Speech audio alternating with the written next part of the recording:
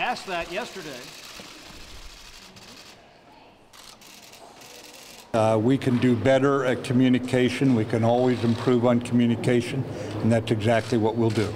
And could I just add, the relationship that the Secretary and I have goes back 20 years. It's one of respect, it's one of appreciation, and it's one of honoring his service. And so we continue to try to improve our lines of communication, and our regular meetings will be very helpful in that area. Let him through, guys. I'll be with you in a minute.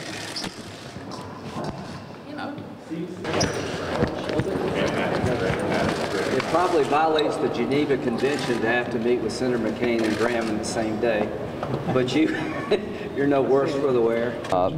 Number one, you'll never convince me that President Trump doesn't grieve when somebody falls in the line of duty on his watch. Same for President Obama. I know President Obama, Michelle Obama, really spent a lot of time with the families of the fallen and the injured, and I've seen President Trump in action. He goes out of his way to meet a guerrilla military member. I am so sorry these 4 men died in operations, but I will say this about the operations, and I can't give you the details. They died in the defense of America.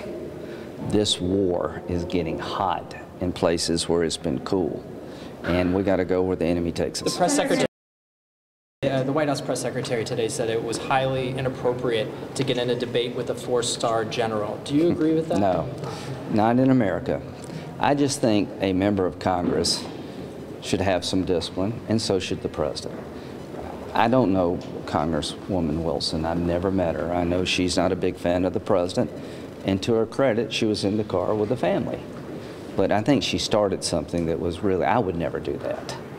If I were in the car with a family and President Obama was calling, I would never suggest that from a political point of view he did something inappropriate. And I think out of these fallen 4, the American public needs to get ready for more operations, not less.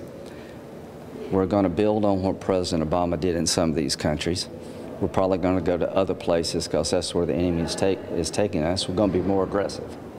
So that means that the Congress has to be more informed so we can decide whether or not we buy off on all this. Senator, you said that in war, you fail, you make mistakes, and the whole goal is to learn from your mistakes and not repeat them.